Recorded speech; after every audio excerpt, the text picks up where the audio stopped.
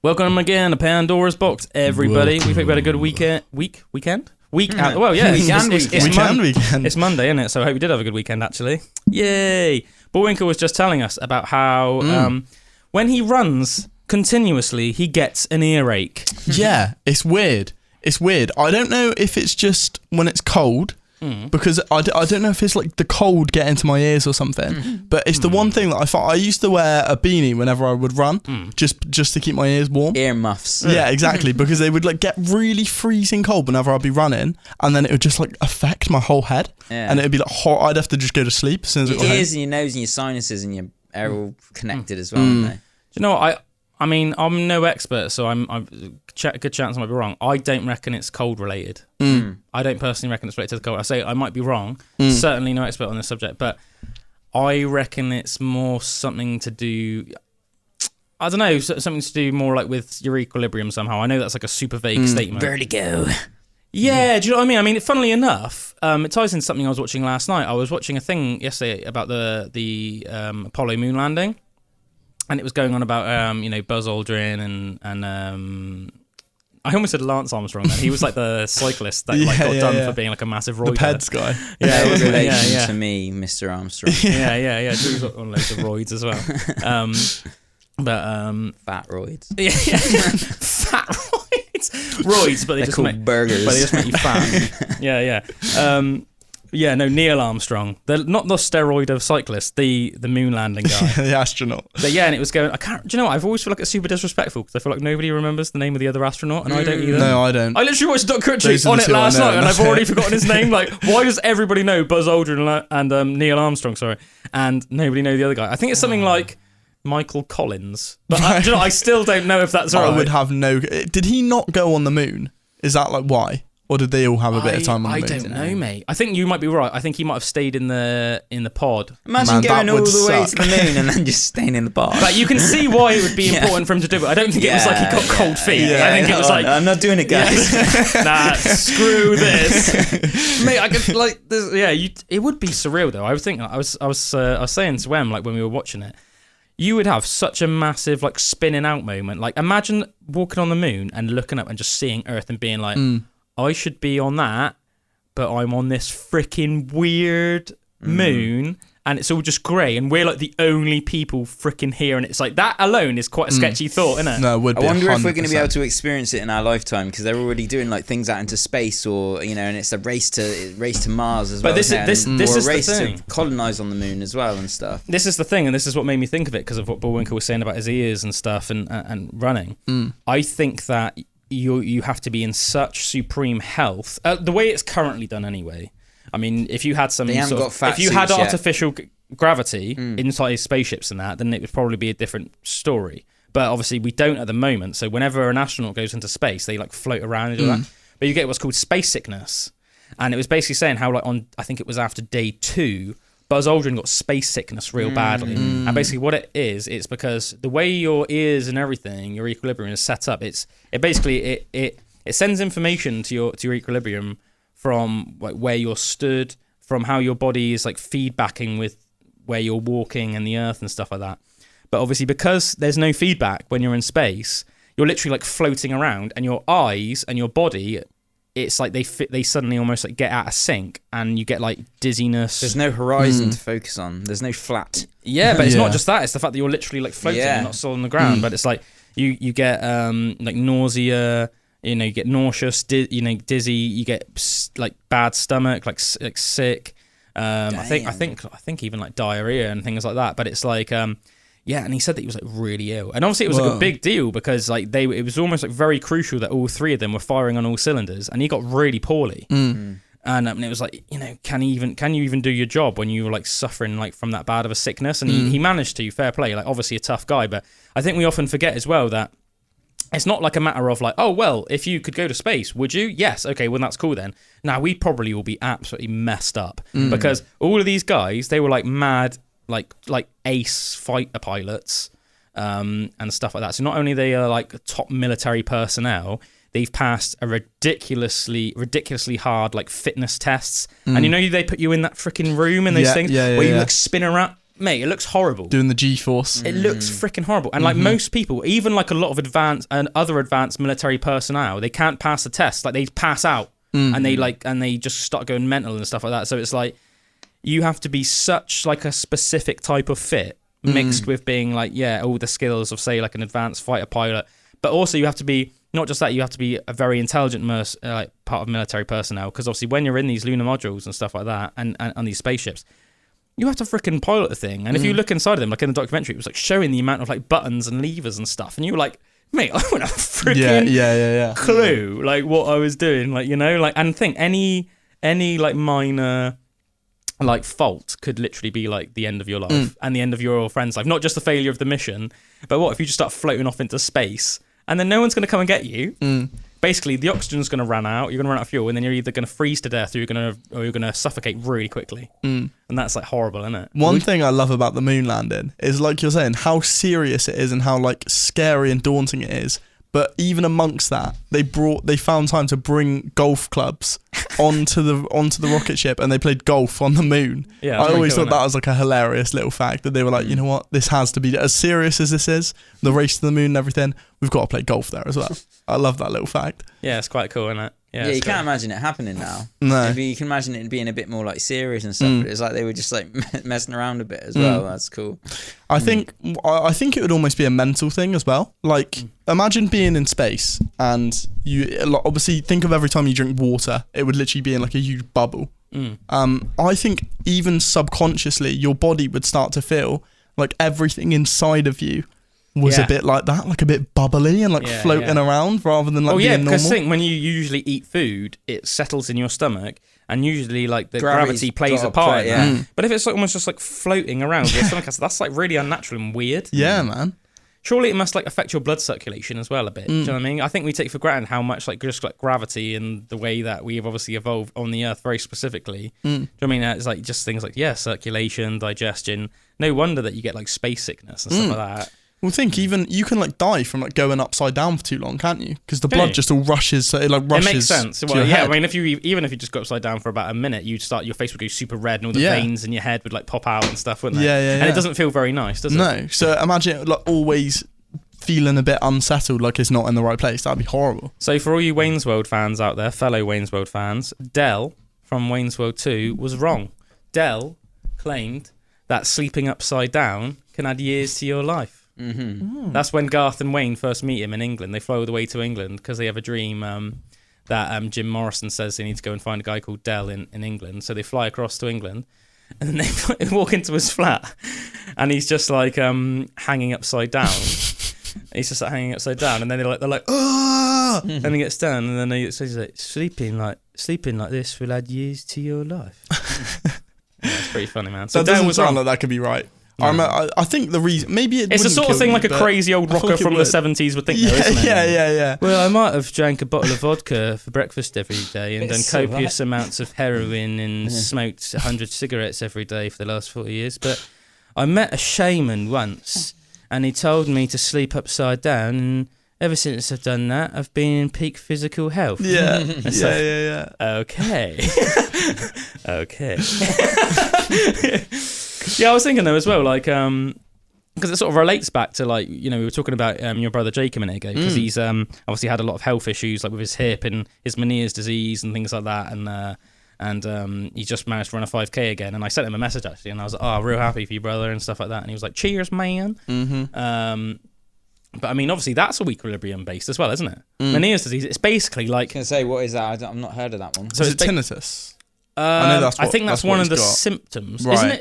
Isn't it Meniere's disease he's got? I don't know. I just know he's got tinnitus because I know that's like the main bit that affects him. Is like the constant ringing. I think that Josh confirmed to me that he's got Meniere's disease, or I think someone told me actually. No, I think it was my mum actually that said, Calum, it's not Meniere's disease, it's Meniere's disease. All right.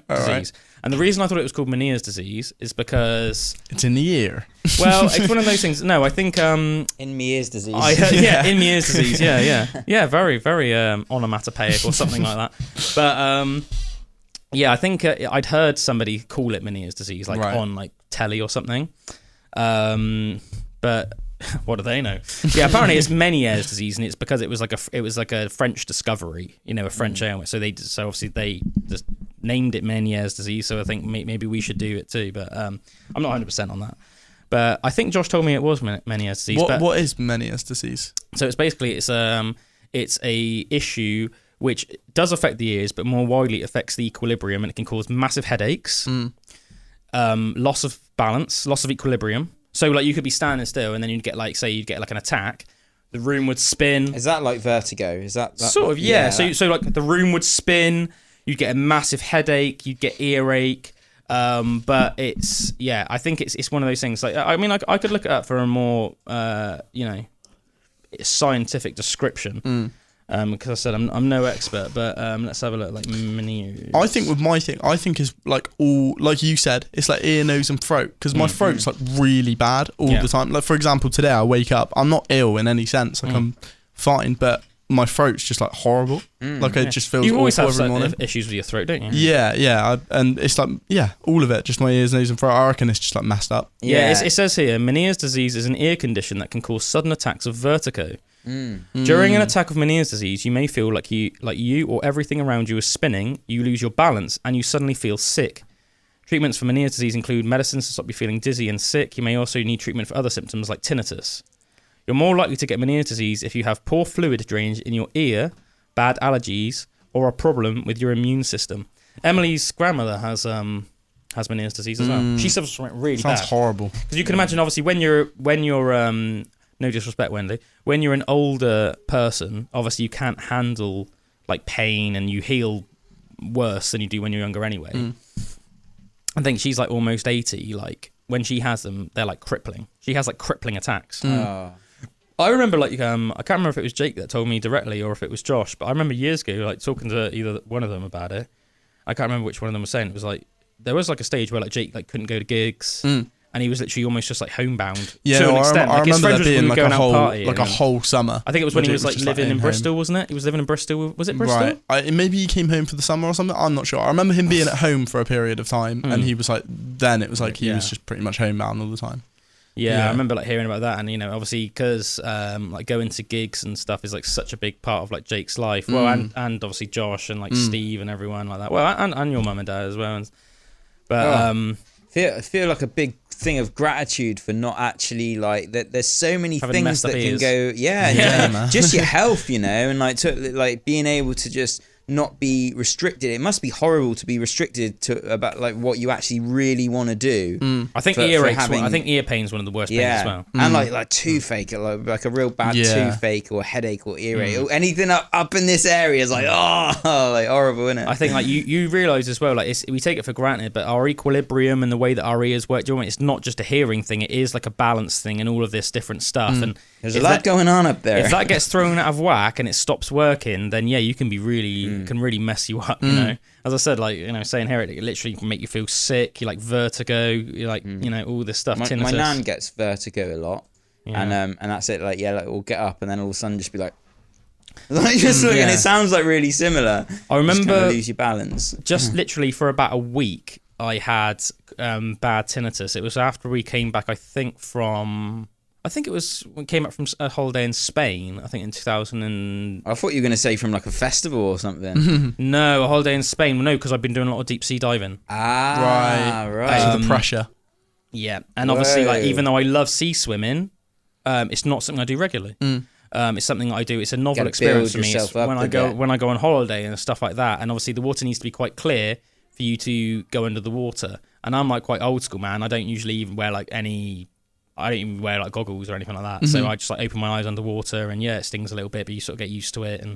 And obviously everything's a bit blurry, but you can still sort of make out stuff, can't you? You can make out, that's like a starfish on the floor or whatever, and that's a nice shell. I'll grab that and have a look, take it to the surface and have a look, see what it's like, things like that. But I did a lot of deep sea diving, and I came back and I had like tinnitus for about a week. Yeah. To the point I remember just like lying on the sofa, and it was mainly my left ear, and my left ear was like throbbing. And I was like. Do you reckon any water was stuck in it? F-U-C-K. Well, I remember I just kept like freaking pulling my ear and stick my finger in my ear. It is horrible. And it was like it just wouldn't go better. Feelings. I remember like for a minute thinking like, I hope this isn't like the start of like a condition. Yeah, because it was like really bad for about a week, and then it suddenly just like gradually got better, and touch wood, it hasn't really bothered me since. But it was really horrible, man. It was really horrible. I just think that probably the message there was like, probably don't push your body so far, like so quickly. Do you know what I mean? Like let your body accumulate things, because they say, don't they, like there's like a scientific way to build up a tolerance to deep sea diving. I remember I think I even watched or read something about it, and it had like a diver, and it was like, for a week go down this many feet, and then it was like after a week go down this many feet, and then it was like basically you can build up a tolerance to go down to something like, I can't remember how many feet it was. It was quite a lot if you build up the tolerance, right?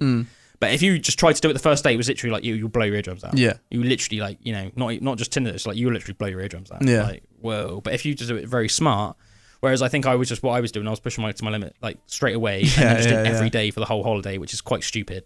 Just sort of like 20, 30 feet, probably like 25 feet. I don't know. It's hard to obviously say exactly. It seemed like it was quite deep to me. Yeah.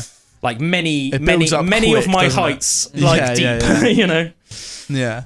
Or at least sort of like 3 of me deep sort of thing. I don't know. It's so funny, like humans with stuff like that, with pain. Because I guarantee when you were going through that, like with the tinnitus, you're probably, there's nothing you would have asked for on the world except from that to be gone. But the second it's gone, it's almost like, all right, back to normal. And you just get it. That's what I'm like with hangovers. I'm literally never like, I hate it. I hate how it feels. I'm like, why have I done this and everything like that? But then as soon as like I'm feeling all right again, I'm like, oh, I'll get another beer then. Yeah. Hair of the dog. Yeah. I mean, I think that. Yeah. I mean, I think you see really extreme examples of that, don't you? I mean, let's face it. A lot of alcoholics, or let's face it, every town in the UK will have like people that you'll just like go out. Say you pop out for lunch, and there'll just be people already like drunk stumbling around the street, and you think, mate, you must feel awful. Or go into Wetherspoons in the morning for breakfast, and you see people getting like pints for breakfast. Yeah, that's what I'm saying. That's what I'm saying. So those like all day drinker people, and like for some reason, I don't know, they've been written off work, and it's or for whatever reason, I don't know how they live their life like it. There's obviously some way where they can fund their lives just literally just being day drinkers all day for all their lives. Talking about day drinkers, I watched that Lynyrd Skynyrd documentary the other day. That's so good, isn't it? Mate, I love it. It was epic, man. It's like 3 hours long as well, isn't it? And it was like, I think the drummer's really funny, man. Like I really liked him. But his eyes are really shut away the whole time. It's when he starts going on about the perverted sex and that. Yeah, it's like, that perverted sex. A lot of drink, a lot of drugs, and a lot of perverted sex. I didn't think it was perverted at the time, but I look back and I'm like, oh man. It's like, whoa. Man, that was such a cool documentary. They didn't go into all of that stuff until a bit later, it seemed as well, about like the drink and the drugs and how much of a problem it was for all of them, and that like kind of. I think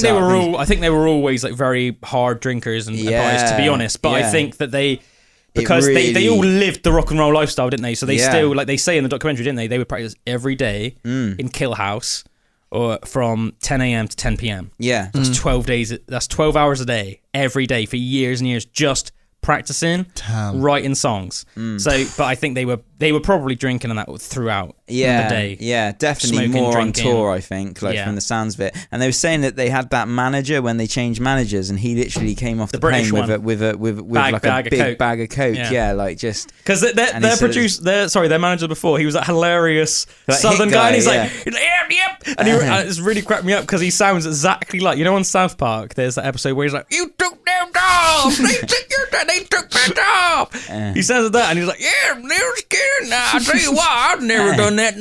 I'll tell you what, never once in a million years would I gotten off plane and give him a big bag of cocaine. No sirree. I was trying to keep him on the straight and narrow. I'm trying to keep him on the straight and narrow. But they got this other manager because the lead singer, Ronnie Van Zant, he was a real wild man, but obviously he loved like rock and roll and stuff, and he inspired by like Free and the Rolling Stones, and like Allman Brothers Band, bands like that, Creedence Clearwater Revival, bands like that, and he was naturally a little bit in awe of that they went on tour and they did some gigs or some festivals, I can't remember which, with The Who. Right. And they met him, and it was like crazy to Ronnie, because Ronnie, you know, the Who made it big in the 60s, and Lynyrd Skynyrd didn't make it too big until the 70s. So when Ronnie was still essentially a nobody down south, down in Florida and down in Alabama and Georgia, he was listening to the Who albums, and obviously he was thinking like, my goal in life is to be like these guys. That's like all I want out of life. So obviously once they had made it and they were sort of fraternizing with them, they met the manager, and I think that he almost became, he was impressed by him, wasn't he? He liked the idea of having the Who's manager. I guess it was almost like an accolade, like, if we have the Who's manager, it shows this is another thing that shows that we made it. So they got the Who's manager, but apparently he was just like an awful influence on them, because they were already like freaking wreckheads. And it was already saying like, literally, even though they were one of the biggest rock and roll bands in the world in the 70s, they would have troubles to get booking into hotels every night, because they would get into the hotels and they would just like wreck the place, like to the point where they would literally get kicked out. And then but there were nights where it would be like there was no other hotels available in town, and they'd be like, oh damn. So they just would have nowhere to stay. Oh my god! But obviously they'd need someone to keep them on the straight and narrow, and instead this guy, as Drew said, would just be meeting him from the airport with like freaking massive bags of cocaine. And they said like he didn't care that they were like struggling in that way, or like it was a real detriment to him. He was just like, I loved how almost mysterious and ambiguous it was when it was going on about how when their first drummer, God rest his soul, like left the band, it basically all caused to a head. He was like having like massive fatigue from playing every night, and to be fair, I do think it's probably the most physically draining instrument to play as well, the drums. And it's just the heavy party and the lack of sleep, the drink, the drugs, the sex, the perverted sex. Is he dead now? That guy? I have to say I'm not 100% sure. I don't know. But when I say God rest his soul, I just mean either way. Like God bless him. What a legend. And if he is alive, then fair shout to you, sir, and massive respect. And if not, then rest in peace.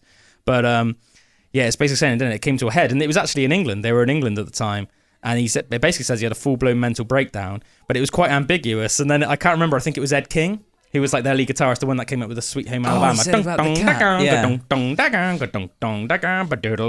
was the only non-Southern person in the band as well, wasn't he? He was from and he said that he always felt like a bit of an outsider for that reason. And he was a bassist at first, wasn't he? So he started as a bassist, but then when he started playing guitar, then he was like bringing a lot to the band when he played guitar. A lot of people, man, obviously I know this from like watching stuff and reading stuff other than just the documentary, but it does sort of hint this in the documentary as well. A lot of people consider him the best guitarist that Lynyrd Skynyrd ever had. Like a lot of people think that his style, like they were all amazing guitarists. Gary Rossington, he died recently. Gary Rossington was the guy that came out with the Freebird. I didn't realise he died recently. Yeah, just like a couple of months ago. He was obviously iconic. The other guy, what was it? Collins. I can't remember. But yeah, all the guitarists. He usually, the other one, Collins, he would either play with an Explorer or a Les Paul, and Rossington would always play with either an SG or a Les Paul, whereas Ed King always played with a Strat. So obviously that gave almost like a slightly different sound, but it sort of complemented the band. But a lot of people still consider that he was really good. Yeah. And he was actually in this documentary as well. Like a lot of the other band, wasn't it? It was only him and the and you the can drummer. Tell he's dead now, unfortunately. He died a couple of years ago. Yeah, so rest in peace, Ed King. Oh, as well. He looked like he was doing real. I thought this was quite. He had full mental faculties, didn't he? Yeah, he was just like really like just normal and with it, That's one of the things I liked about both him and Artemis Pyle. So to people, obviously, Artemis Pyle was the drummer that they got after. So the drummer. He was cool. He looked a bit like a Viking. Yeah, and you could tell that both Artemis Pyle, the drummer after the original drummer, and Ed King, they had their full mental faculties. Yeah, and I almost respect that. He was in the documentary as well. Like they both, because Artemis Pyle was obviously in the plane when it crashed. I loved it when he was talking about how he was in the hospital, and he was like, "Tell me who lived," and tell me who died, and then he was like Ronnie, and he got really emotional in the documentary, didn't he? He was like hard talking about it, obviously, naturally, man. That was like one of his best friends. When he was talking about first going in the band and that as well, and the fact that they used to like fight a lot, and it was a proper like rough band and stuff, and he was like, I was never scared of a fight. I just fought back. Yeah, mate, I thought Artemis Pyle was such a cool. He said he guy. just mucked in with him and just like kind of got because like with they would like finish gigs and stuff, and they'd all start drinking, and like if Ronnie would like thought that somebody like messed up that night, if like one of the guitarists messed up or the bassist or the drummer or something, or if he just was upset about something, Ronnie would just like start fighting. And like you just start like knocking people's teeth out and like hitting people over the head with lampshades. There's like mad fights and stuff like that.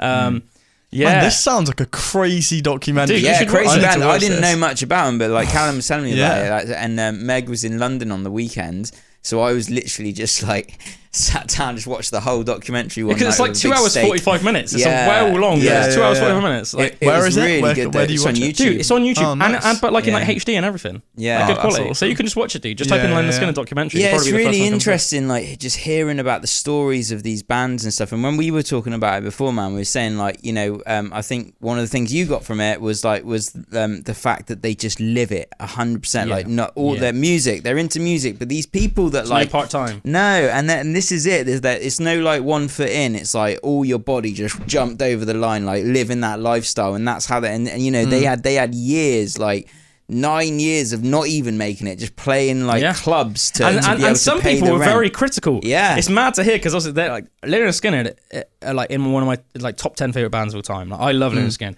But like they were saying, like early on, people were very critical of him, and also compared him a lot to the Allman Brothers band as well. Did, because they were like the other big southern band that was similar style, which was like which was weird because they were like full on jam improvisational, but these guys like Lynyrd Skynyrd, it was always that they would play it the same every night. Because their first producer, who I thought was an interesting guy as well, he was like spoke quite slowly and he had the glasses. I can't remember his name.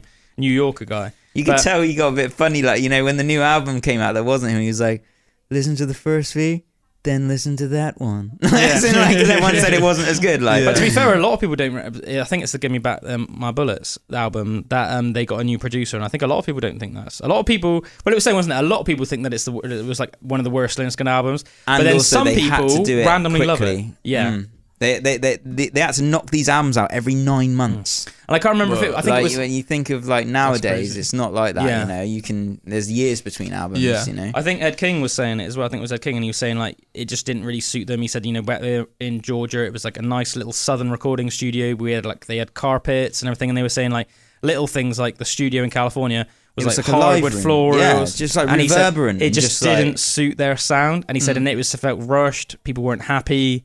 They wanted to be back down in Georgia, and it's like, I think, you know, it's almost like they did it because they felt like that's what a band at that stage should do. Like go to California, because in those days, if you were like in California, you'd almost like that, you'd made it. Because that's where all the big bands all this were. equipment, but it just sounded really just sterile. They said it's like when they said about how when they first day in the studio, and then they had their new producer, and then John Lennon just walked in, and he had like a little word with the producer, and walked out again, and apparently he was like, "Yeah, so guys, carry on," and they were like, "Was that John Lennon?" And he was like, "Yeah," and they were like, "Can we take a minute?" And you could tell they were just almost like, "Whoa!" But that was California back in those days. Like anybody that was anybody would be in California. And it was that producer. I can't remember his name, but he'd produced a lot of like mad stuff. Yeah, I can't remember like what, but like iconic albums, like albums that are massively famous. And then the next one, when they had that new guitarist who was the young lad, and the one that was the brother of one of the backing singers.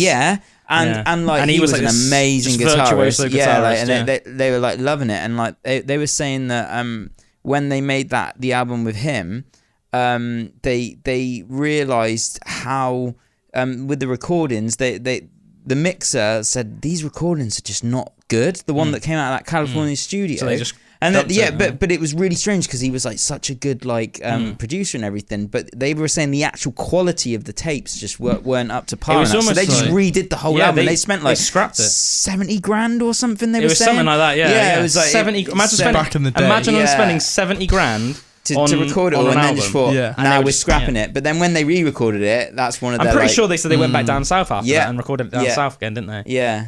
Where they were like happy and everyone felt a bit more contented. That's good. Almost like recognising that they sort of neglected where they came from a little bit. Yeah, you can tell there was an element of it. And I think it's easy to see why, but there was an element of them that we almost felt like, okay, like to take the next level up, we have to say, get the manager of the Who. We need to say, go to California and have like a producer where like John Lennon can walk in. Where it's like, nah, man, if you're in this little humble studio down south in Georgia and you're like by far the biggest band there, but your albums are freaking banging and you get on really well with the producer, just stay there, man. Like, you know, if it ain't broke, don't fix it. But I feel like you can see why they did what they did. But I mean, hindsight's always 20/20, isn't it? But yeah, it's an amazing documentary, really interesting. And I say, I loved those when they did get Artemis Pyle as well. I loved the footage of him, and he just looked like a crazy wild man. He had this big beard and this big long hair, and he'd always play topless, and he looked quite like muscular, like very lean but very muscular. He was just like he almost looked like the Cookie Monster or something. And it just it looked wild, man. Like, it's cool stories as well. Like Nebworth is like one of the most like legendary music festivals of all time, and it was in Britain back in the 70s, and this was when like Rolling Stones were one of the biggest bands in the world. And apparently Lynyrd Skynyrd like played like one of the best sets of their life at Nebworth, and there was like 80,000 people there. I think it was the biggest show they'd done as well. I think it was one of the biggest shows ever at the time. Might have even been the biggest show ever. I'm not 100% sure, but I can't remember what was first, Nebworth or Woodstock, because they played Woodstock as well, which is such a cool compliment. Even saying that you're one of the bands that played the first of Woodstock and played Nebworth, like. Talk about like music royalty. They were the headliners. They were the sub-headliners just below the Rolling Stones, and they basically said that Lynyrd Skynyrd played like one of the best sets like ever. And they were saying it was a really good thing as well, because obviously everyone was looking forward to Rolling Stones coming out, but this is when Rolling Stones were at the pinnacle of their just like drug abuse and drink abuse days, and apparently.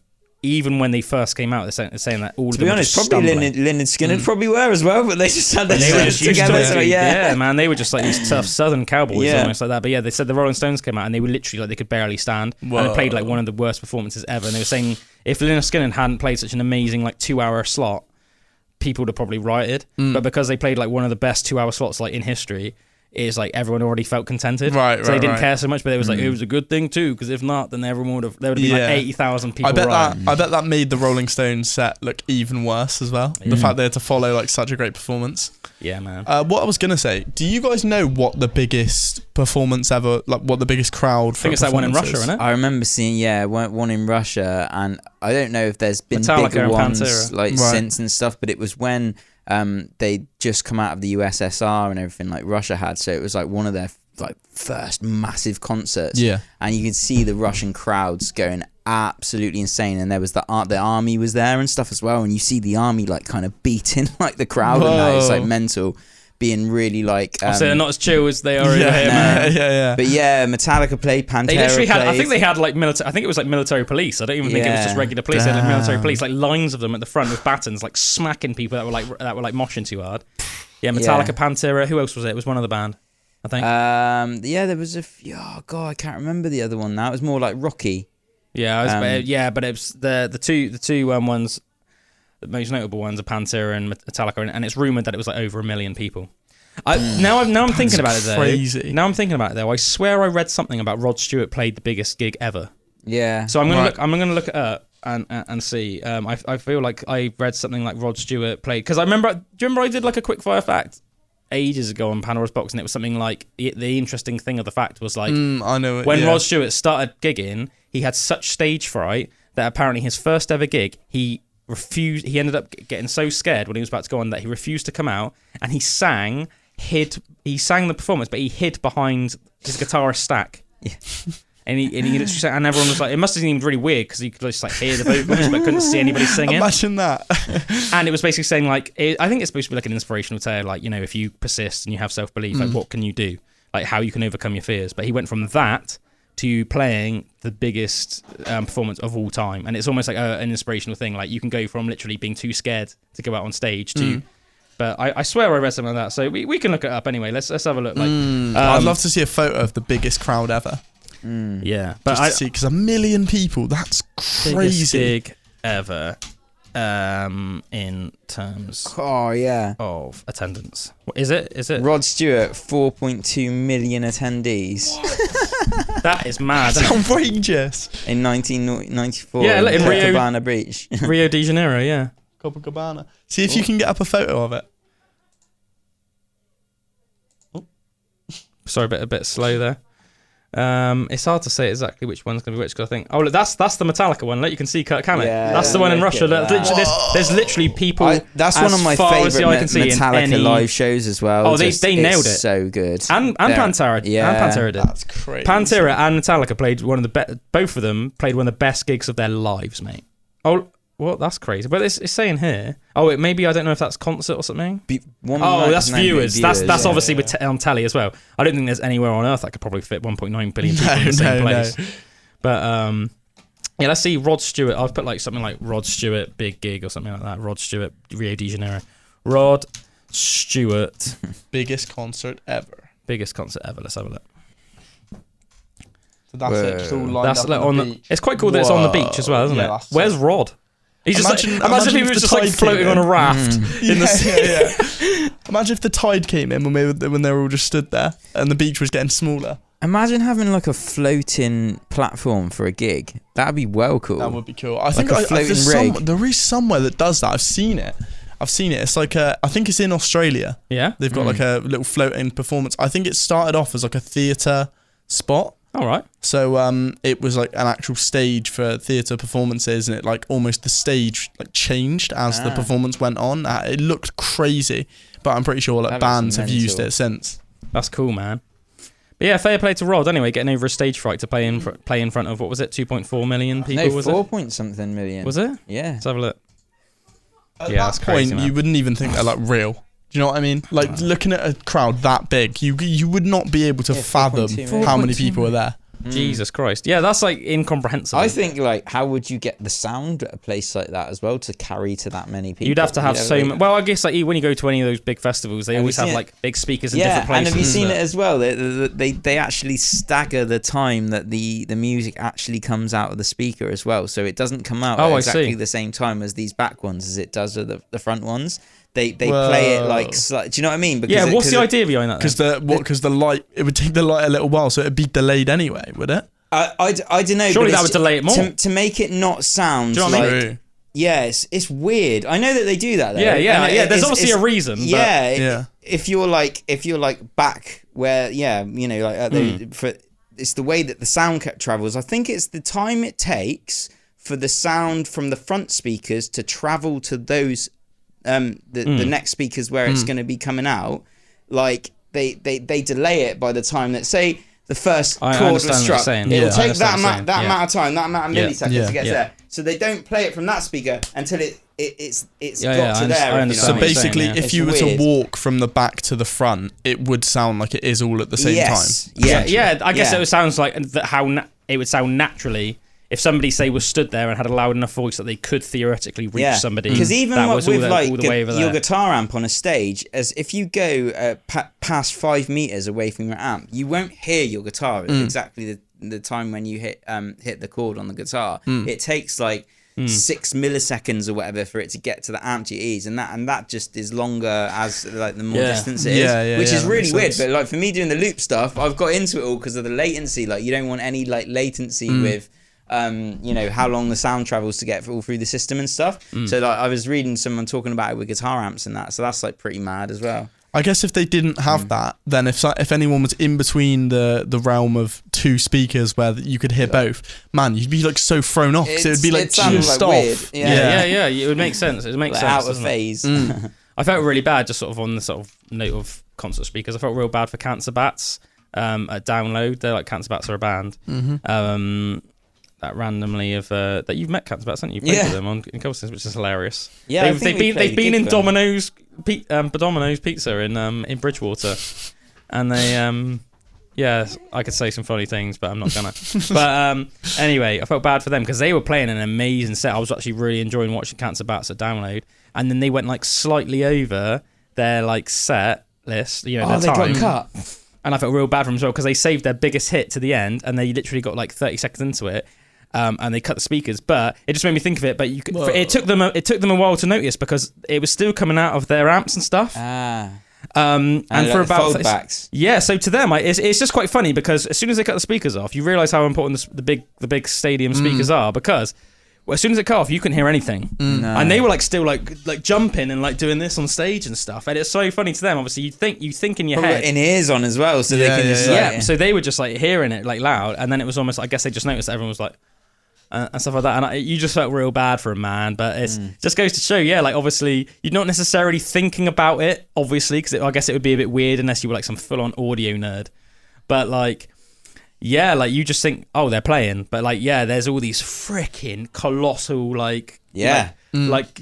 stadium freaking like speakers that are just blaring it out, and obviously if the heads of the concerts or whatever just want to like cut them off, then the band's just like, oh. I remember it happened when I saw The Darkness at Godney Gathering a few years ago. I remember you told me about that, and I was like real annoyed at that as well because like they just like cut them off, but I don't know why as well because it was like a festival. Like, well, I suppose that was like a festival as well, but like they were like the last ones on, and it was like only like 10 o'clock or something. The fact that they were the last ones on makes it extra annoying, doesn't it? Yeah. But I felt really bad for Cancer Bats as well because obviously there's usually at least like a half an hour break, isn't there, in between bands playing. And there was just almost that thing like that. Don't get me wrong, there might be some technical reason that I'm ignorant of, but you almost think like, mate, would like that 3 minutes really make a big difference? Especially when they got into their big hit as well. Yeah, because it's like they'd obviously saved that deliberately as like their swan song, like their big freaking crescendo. And then not only did their fans not hear that, and as I said, they were knocking their freaking set out at the park as well. That was the day that I like became like a Cancer Bats fan. Like I wasn't like massively aware of the band before. I'd heard of them, but I wasn't massively aware of them. The main reason I knew about them was because I'd heard that hilarious story about Domino's Pizza with you guys and all that stuff. But I won't go into that. Yeah, but, I swear we actually played a gig with them. Like Josh said that they were like really nice guys. Yeah, I know Jake's like a huge fan of them. Yeah, cool man. Yeah, I like him because I'm quite into that sort of like hardcore-y style of metal and stuff. And yeah, that's sort of like what they are. It's quite like hardcore-y, almost like a bit punky, but metal, but really cool. They've recently done they released some like really cool covers of Iron Maiden tracks actually. Cool. And I've played quite a few on like the Dark Dale, but yeah, they're a cool band, man. They seem like really nice guys and just good. They're just good. At the end of the day, they're just a good band. Really friendly guitarist as well. He was sound. He was chatting to us. I can picture him in my head. I can picture watching him on stage a few months ago. Yeah. They all seem like it seemed like almost like a bit of a slap in the face to them and to the fans. You could tell they weren't very happy about it. Really? Yeah. And they would obviously, because they cut the mics and everything, so they couldn't even say like sorry to the guys. So they were just going like, and stuff like that. And just, but they were just like, sorry guys. And everyone was like, boo. Everyone was like booing and stuff. It was quite funny. But poor guys, man. When was it in the day? Like around what time? Was about it like midday? Oh, right. I can't remember. Weird. I think off the top of my head, you would think those 3 minutes they could just make up. Maybe it's like the motorway thing that you were saying, like where someone going too fast like that. It all of a sudden brings everything to a standstill. It's like if every band did that, then all of a sudden the last band would be like playing way too late or something. I think off the top of my head it was the first day, and I remember it was quite funny because I think the first thing we watched when we got to download on the very first day was what are they called? There's Corey Taylor's missus is part of this almost like gymnastic-y, dancey, performance-y group that basically do all this mental dancing and gymnastics to metal. Right. Cool. And I can't remember, they've got a name. Alice would know. But and I think Josh would as well. But anyway, we watched them, but it was really funny because it was really funny because it was like Josh's idea to watch them, but you could just tell that Claire didn't really want to watch them because essentially it's a bunch of very good-looking, scantily clad women like dancing around and like doing all this gymnastics for a bit, and it was like it was so funny because Claire can be like quite to the point sometimes. Claire was just like, I just think it's like almost like a backstep for women really, and it's like it's just like not very empowering. It's basically just like appealing to like all like the pervy men. But I remember it was like cracking me up because the main person who wanted to watch it was Josh. Like I was like, obviously me and Willie were like, yeah, we're up for that, and like but it was like it was definitely Josh's idea. So it was just like one of those things that was like a bit funny. Yeah, you know what I mean? Yeah. But can you imagine like Josh went like, yeah, I just think it would be quite cool, I just think it'd be quite cool. Just think it'd be quite cool to watch it, And Claire was just like stood there the whole time like. Almost like just looking a bit serious, like almost like she couldn't wait for it to end. I have to say though, I was very, very impressed, like by the performance, like not necessarily by all of them, because there were some of them which were just like dancing. And don't get me wrong, I appreciate that dancing is like anything in its life, like anything in life. Sorry, it's like there's levels to dancing. Like I don't obviously think that I could just get up and do what they do. Imagine, especially in that really feminine style. Can you imagine how hilarious that would look? But at the end of the day, I do think that gymnastics. Yeah. I think that the things like the gymnastics, I'd say there were these two ladies that were doing this crazy gymnastics stuff, and they were like elite athletes. And obviously, I know enough about like training and athletics and stuff to know like those women were like elite athletes. And when I say elite, I mean elite. Like their strength to weight, their strength to body weight ratio was off the charts. They were doing some really dangerous things, right? And if you at any time lost the strength to hold yourself, they could have fallen on their heads and died. Like really? Yeah, because they were like climbing without supports. There were like all these different things that they were doing, and sometimes they were like climbing these like it's hard to describe it. It wasn't even really like a rope. Ribbons. It was almost like but like almost like more like almost like this long blankety thing. And they were like climbing it literally about 20 feet into it high, and like, then they would spin. Yeah, they were like wrapping themselves around it with their legs, and then going like that and stuff. And it's like imagine if their legs gave way and they just went Like the stages are right solid. Nets. There ain't no nets on there. That's just like thick wood in it. Like the stage, it's no give. They were doing lots of dangerous stuff. Lots of stuff that it's the type of stuff. As I said, it's like gymnastics. It's like you have to be great at chin ups. You have to be great at dips. It's all like body weight manipulation. But I was very impressed. I was very, very impressed. And you could see, like, they were wearing. Sorry, man. They changed their costumes a couple of times, but one of them was almost like a catsuit. I remember they had this silver catsuit on, and you could see like their muscles like rippling underneath. They were like, in like a nice way. It's not like they were like big roider chicks, like big roider bodybuilder chicks. Like they were very feminine looking, but you could see when they were doing their things, like their muscles were like showing. Like when you see like a big cat. Like a lion or like a jaguar or something, like stalking prey, and you just see all their shoulder muscles. It was like that. I was like, man, that's an apex member of the human species. That is, like I really respected it.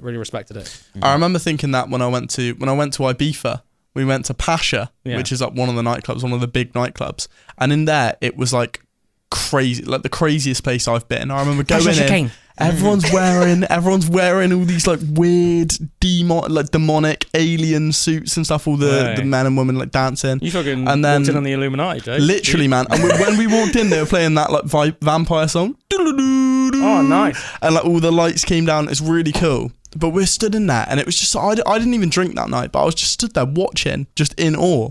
There was like people literally flying above on the ceiling, like you were saying, just doing all this stuff. They had like massive stuff they were doing, flips off of, catching onto other things, almost like circus people. Yeah. And I was just watching it thinking, that's so like incredibly impressive.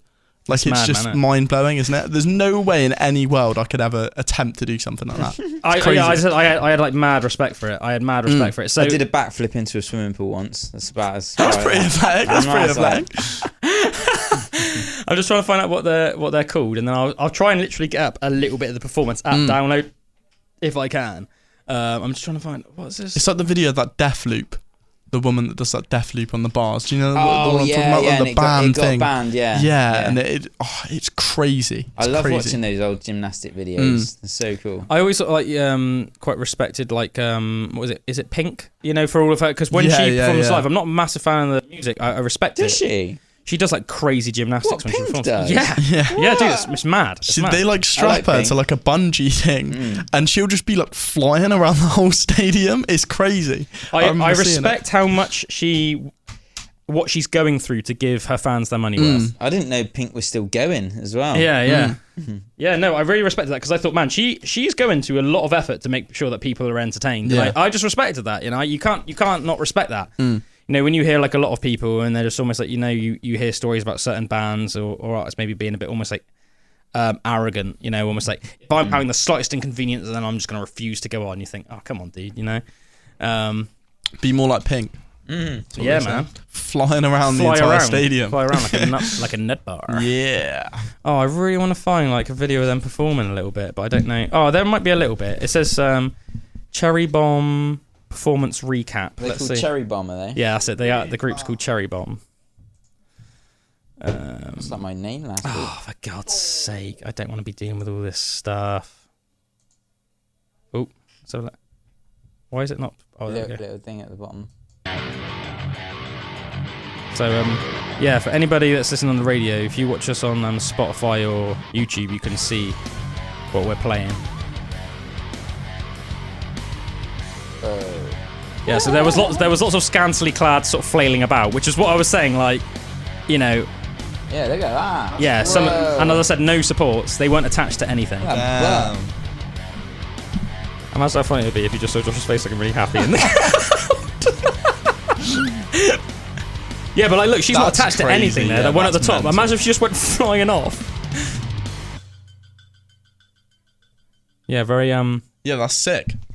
I love watching gymnastics. Very impressive, ladies. But yeah, as I said, like being there in person, like watching it, like some of the stuff they were doing, it was like it was cool, man. It was really cool. Yeah, dude, super fly. Awesome. Yeah, it's cool. I've got quite a lot of cool stuff to talk about today, actually, on the pod. Can I say one thing first about the maths I was doing? You've got 15 seconds. Right. Yeah, last week, biggest animal ever, compared to a human. New discovery of whale? Yes, if you didn't watch the episode. New discovery of the whale. I've done the maths, ladies and gents. I've done the maths. What was your guess? I guessed that compared to that new species of whale that might have been the biggest creature ever, would maybe be the size difference between us and a mouse. What about you, Drew? Us and a water vole. So, you'll be happy to hear this, Calum. Yeah. The average mouse weight is 20 grams or 15 grams to 30 grams, it said. Right. The average, the weight that would be the same is about 15 grams. Right. So a very small mouse, but the best comparison I could get is a common shrew. Oh, almost a water vole. So very, very close. Almost a water vole. So a water vole's bigger than a mouse. Shouts. What is it? Yeah. No, it's not. It's like a shrew. Well, we'll look at it in a minute. Right, guys, we're going to take a break, but we'll be back in a minute. You will open Pandora's box many times in your life. No, we probably really shouldn't open that box. Look, I've got one rule. Here. Open your mind. Open your mind. Welcome back, ladies and gentlemen. We've been looking into how big is a common water vole. And yeah, they're quite similar in size to like a rat, really. The reason I know, very simply, is because there are water voles in the stream at the bottom of my garden, so I see them regularly. They're so quite rare. I know what they look like. UK. They're protected species, aren't they? Yeah, a lot of people in Stagursey, where I live, are like, it's like almost like they're very happy and proud about the fact that we've got a water vole population in Stagursey. I've got like there's like a little stream that runs across the bottom of my garden, and obviously the garden of all the people on my street. And every now and again, you will see a water vole in them. They are quite cute. So the reason I knew they looked quite similar to a rat was because I thought it was a rat, and then my mum was like, "No, Calum, that's not a rat, that's a water vole." And I was like, "Oh, right." So I knew that they looked a lot like a rat. So, hence, yeah, they're pretty interesting. I remember watching like a documentary on them as well, and they have like a run. So like they have a route that they do like every day and stuff. Like, and like we'll stop by at these different places, but they'll fight each other if they come into contact with each other and stuff, apparently, or like the males doing that. But I thought it was like really interesting. They had like their rounds, you know. We'd stop in there for a bit and then it'd have a little thing, and then but they always do it at different times from each other and stuff. Cool little creatures. Isn't it funny that like I was just thinking like water voles are so beloved and rats are so hated, but they literally are so similar that you can't like to like the to somebody that was like not a wildlife expert, you almost couldn't tell the difference between them. Yeah. But like one of them, it's like, oh, I hate them, kill them, and the other one's like, oh, I love them. Have you ever been around a pet rat? Yeah. I think they are cool. They're really like intelligent. Yeah, like, they are super intelligent. Super intelligent and super like friendly little creatures. I think that's one of the reasons why a lot of people don't like the wild ones though, because obviously they could find ways to get into your house or find ways to get into your food stores. Well, it was like you literally lived with your sister when you had a rat infestation. Yeah. It's not nice, is it? No, definitely. They're very clever and they're very good at finding your food and being sneaky about it. Like but when they're pets, they're like really, really kind of cute. For sure. I remember I had a friend in primary school called Ben Calloway, and he had a pet rat. I think it was a white rat, and we'd go over and he'd like get it out and stuff, and it was really nice, like having it on you, and it would crawl around you and stuff. I think, and when you do have like a pet rat, apparently they're like one of the most clean animals. But I think obviously when you get wild ones, depending on where, especially like city rats and stuff that spend a lot of time in the sewer and in like garbage bins, they can become like putrid and disease ridden and obviously the plague.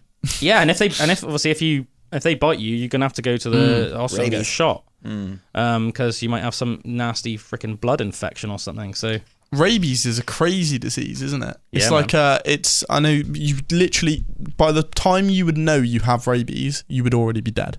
There's no saving you. It makes you rabid, doesn't it? Yeah. There's that Stephen King movie. Is it Cujo? Well, I say it's a movie. Yeah. Obviously, he wrote a book, and then a movie was made from it. But it's basically all about this lovely Saint Bernard, and it's like the movie starts and it's like this lovely dog. Spoiler alert! And then it gets rabies, and it becomes basically it's like a horror movie about a Saint Bernard that turns into like that has rabies and then just kills everyone.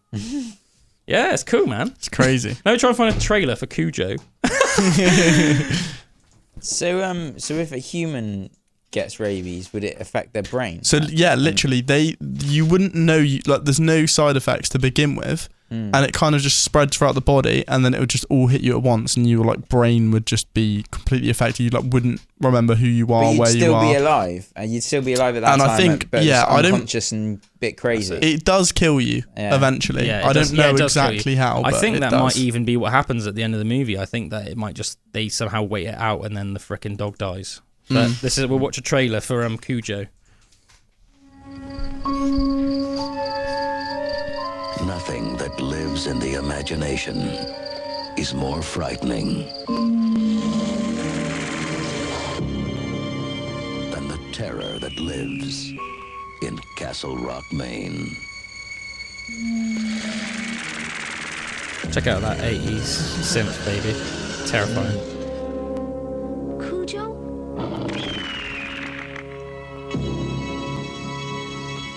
Cujo. Can he get us in here?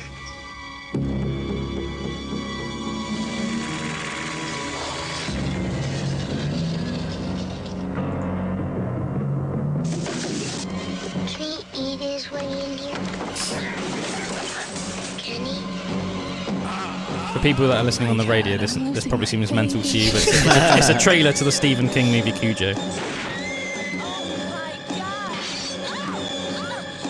I think a St. Bernard is like one of the biggest dog breeds in the world, though, isn't it? Like, think if it did go fully feral and just literally try and kill everything in its sight, that would be like a scary thing. Man, I'm scared of dogs anyway. Yeah. I've got like a weird fear of dogs anyway, so that'd be like my worst nightmare. I think they've got a really good sense of smell, and literally, like, one of the things that's really nice about St. Bernards usually is that they've got a lovely temperament. But imagine if it essentially just went Cujo. Yeah, imagine if it essentially just went pure evil. Cujo is a pretty cool name. Cujo. That is a cool name. Say hey Cujo. Hey Cujo. But yeah, don't get rabies, anyone. Don't get bit by Cujo. I suppose nobody would do it deliberately. Imagine trying to get rabies. Yeah. I heard a pretty cool story. About a American policeman who would see this like tiny little homeless man every single day when he was like going in and out of a cafe, and he would start like chatting to this man over time, and eventually, like, one day he like sat down with the guy, and the guy just started telling him his life story. This guy was called Richard Flaherty. He was only 4 foot 9 inches tall, and only weighed 98 pounds, which is laughably light, like ridiculously light. He didn't even weigh 100 pounds. That's hilarious. He didn't even weigh half as much as me as a fully grown man. But yeah, this poor like little homeless dwarf turned out that not only was he like he was officially the smallest US soldier ever in history, but not just that, but he was like a Green Beret captain. Whoa! In his lifetime, he was like a full-on like Green Beret captain, who had like this like illustrious military career, but then had fallen on hard times and somehow became like a homeless man. I'm gonna look him up so you can see a picture of him. As I said, everyone, if you're listening on the radio, we do put out Pandora's Box on YouTube and Spotify as well, and then you can see everything that we're bringing up and stuff as we're talking about it. Just a little bit more immersive, a little bit more informative. So go and look at Pandora's Box Podcast on YouTube or on Spotify. Flaherty. I don't know exactly how to spell this, but let's have a look. Richard J. Flaherty, the Giant Killer. That was his nickname. The Giant Killer. That's cool. Actually, shortest US. Whoa. There he is. Green Beret captain. But he was like, look, smallest soldier in US history. That's cool. Only 4 foot 9. That's like comically small though, isn't it? You know? I'm interested though. I don't know why he ended up. It seems like a bit of a common thing in America with the people in the military. Like being tiny? No, like afterwards, like falling on hard times or getting like PTSD and that and crazy. Well, I think there's like an issue in general, isn't there, that a lot of people have with that like often people that serve their country, whether it's in the UK or the US, that you serve your country, you sacrifice a lot, it often can massively affect your mental health through things like PTSD, as you said. And then sometimes it's almost like you leave and it's almost like you're considered like disposable and you're almost like thrown away. And it's like even if you become like a homeless person, it's almost like the state doesn't care. Yeah. I think that's one of the things that Metallica wrote their song Disposable Heroes, and that's one of the things that they wrote it about. They wrote it about all that, but not just that. They also wrote it about James Hetfield said that he was sitting down and thinking how mad it was that like he said he was watching sports at the time. And even he was thinking it's mad how like you could say be like an amazing football player. He was obviously talking about American football. And you could be like the hero of the day. Like literally the greatest American football star in the country, but say one bad injury, and like you're yesterday's news. You're literally like you're on no team, you can't play anymore, and literally like within a year, it's like almost like everyone's forgot you, unless there's like some diehard fan of yours or like some diehard football fan. It's almost like nobody cares. Yeah, you're basically just some crippled dude. You used to be like one of the best athletes in the world. Now you're just some crippled dude who gave so much to his sport that he literally like broke his body, and now nobody cares. And it's like mad. You go from like hero to zero. Like mad. Here, there's like a huge issue with academies and football. Yeah. I know, like for example, one of my friends was in an academy for football growing up, and he decided to leave in the end because it was just like way too much work in the end. It was like you're on a meal prep from the age of 10. Yeah. Every single day he was going up to Exeter, learning football, training football twice a day. Like it would be every single day. And the thing is, it's like your life, isn't it? Yeah, exactly. Life, yeah. And if you got to the point of nearly going professional, and then for some reason it doesn't work out, either you get cut or like you say, you get injured, then you have no other skills at that point. No, you're literally thrown away. Yeah, you put all your eggs in one basket, and then you're just left with like, nothing to do. See you later. Gotta try and pursue something else in life now. But it's like, that's all I know.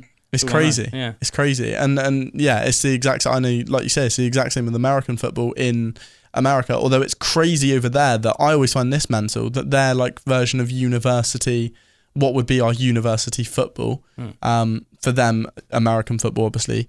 College football for them is massive. Huge. Like when I said I went to Dublin, it was the Notre Dame versus the Navy, and that was a college football game. Yeah. It took over the whole city. Like everywhere you went, every single place is advertising it, every single pub is showing it, everyone's wearing. I even bought a Notre Dame hat because I was like, oh, this is cool, this is just part of what everyone's doing over here. But how mental is that that's just like kids in our version of university get a playing sport. Scholarship in football. Or like Brock Lesnar, his scholarship was in wrestling. Is there that in the UK with like universities and no, stuff? No, that's what I mean. It's just American. They put athletes on a pedestal much more than we do in the UK. And literally like Brock Lesnar, like he was a collegiate wrestler. So college in America, as Bullwinkle was alluding to, is the same as university in the UK. So he was a college wrestler. So he was essentially a university wrestler. That's what he did. That's what he did. So he was a collegiate wrestler. He was in academia as a wrestler, and he was obviously for his like year group and in his division, in the heavyweight division, he was basically like the best wrestler in the country. So that's where he made a success. And then he basically like won all these like championships. Like I think it's like Big Ten. Is it NCAA? Yep, state championship. And then the big one is the NCAA, which is the National Collegiate Amateur Association or something. And that's when like all the best heavyweight wrestlers of every single state in America, obviously there's 50 states in the US. So the 50... Go at it. I think some of these states in America, some of just the states alone are bigger than the whole of England. So that's a big program. I really want to explore America, man. So the 50 best amateur wrestlers in the country meet up in this mental tournament to see who's the best, and Brock Lesnar won, and that NCAA Division 1, which means the top division, because there's a couple of different divisions. There's like Division 2. I don't know if there's one below Division 2, but I know there's Division 1 and Division 2. So he was like NCAA Division 1 heavyweight champion, like the best wrestler of his age. Yeah, wow. and then he had like an option from that. Obviously, you go from like the best in the country. He could have then became an Olympian and tried to become, because then obviously you become the best in the world. But he went a different route. He was thinking about doing that. And he was also thinking about going into the UFC, but at the time the UFC, this was back in like 1999, and it was still like you basically couldn't make money from it. Right. You could make money, but it wasn't much money. Like like the big prize was something like 10 grand. And Brock Lesnar's always been like a big thinker. He's always been like a very natural businessman. And basically they said that I can't remember who, but obviously the WWE has like scouts. Essentially, they go around looking for people that they think could be like the next big thing in professional wrestling, which is like wrestling's a weird thing because in America, professional wrestling is scripted, but what they call amateur wrestling is real. So it's weird, like where else would you have something where as an amateur you were doing something real, but as a professional you were basically doing it scripted. It's quite strange, isn't it? Yeah. I don't want to say fake because it's disrespectful. They do obviously take mad bumps, and some of those wrestlers, talking about injuries, some of those pro wrestlers end up literally crippled, and there's even been deaths like Owen Hart and other people, and broken necks, all sorts of things. Talking about broken necks, Brock Lesnar's broken his neck. Kurt Angle, yeah. Well, he broke his neck as an amateur wrestler, right? And then went to pro wrestling. Brock Lesnar broke his neck pro wrestling. Ironically, in a match with Kurt Angle. Hitting a shooting star press, wasn't it? A shooting star press off the top rope. It's horrible WrestleMania to watch, 19. Literally a 300-pound man, and he landed on his head, spiked it, and then all of that body weight.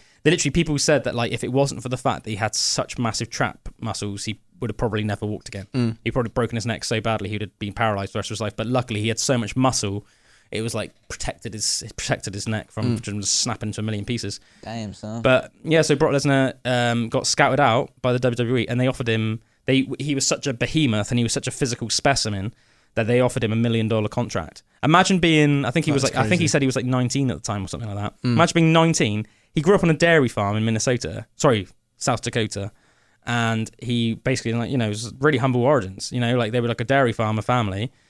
He said, you know, his parents would get him up 5 o'clock in the morning. He'd have to go milk the cows, and then he'd be like carrying freaking buckets of milk back and forth. Then you'd be like, you know, you'd be wrestling the calves and stuff like that, and sort of, you know, all this stuff. Like he was like 12 hours a day, or you know, for a little money. And then all of a sudden, imagine being 19, and then you got WWE to come to you and we're offering you $1 million contract to sign with the WWE. And he was like, okay, I can go into the Olympics. Which is basically not very much money. It's a lot of glory, but not very much money. And you kind of, like we were saying earlier, you just get forgotten about as soon as it's done. Oh yeah. And you could go into UFC where you're winning like 10 grand if you win a tournament, or you can accept this $1 million and you get to basically travel the world paid for, sightsee the world, and you get a guaranteed $1 million. So he was like, hell yeah. You got to work on your acting a little bit, but yeah, well, he did, and he's actually very good in that regard. He's actually a very natural guy. Thing is, well, I think when you're as intense as somebody like Brock Lesnar, you've got like an electricity about you anyway. So he's just super intense, essentially. That is like his gimmick. He's super intense, and he's a destroyer, which is not very hard for him because that's what he is. Yeah, exactly. He mauls people, and he's very good at mauling people. And he was like you were saying about your friend. He was such a standout in wrestling from the age of like 11 when he started like doing amateur wrestling in America. That was like his life. Yeah, he was either working on his parents' farm. Or it was like they take athletics so seriously in America. It was like there was already, from the age of 11, there was like, this is what you're eating every day, Brock. These are the supplements you're taking every day, Brock. You need to come to wrestling practice every single day, and that's just your life. And that was his life. So he was literally like, in terms of his genetics and his upbringing, just a mauler. So that's basically what he just is on telly. He's just, they call him, I mean, when he was first in WWE, his nickname was the next big thing, and then they call him the Beast. The Beast Incarnate. The Beast Incarnate, which is as I said, cool that's what he is. He's literally like just a destroyer of a dude. I think it's funny with the college football. Like, for example, of that aspect, he was almost, as soon as you were thrown into the WWE, I guess he had room to become a character. And actually, I would say he became more interesting once he was in the UFC. Like what a captivating character when he was in there. But like when it comes to American football, I always find this quite fascinating. It seems to be less of a, for example, in football, you go and you buy everyone's, you know, here you go and buy everyone's shirt. Everyone will buy their football shirts with their favourite player on the back. Over there, I don't think it's quite the same. I mean, I could be wrong. You still have stars like Odell Beckham Jr., Tom Brady, people like that. But for a lot of the time, for example, if you were to see a American football top, it would just be their number. It wouldn't be like their name on the back. Which I always find quite mental, because for us, obviously in football, there's a lot of focus on the actual person that's wearing the shirt. But they still seem to know all the names, though. That's the thing. Yeah, true. Do you know what I mean? They still do seem to know all the names. Like the individual is still like massively famous. Like, he's a number 9 for even as a UK guy that like knows nothing about American football, like. Everyone's heard of like Tom Brady. Yeah, exactly. Like, I don't know what team he plays for or anything, but I've heard of Tom Brady. Like, I know he's basically super famous because he's an American footballer. Is he a really good thrower?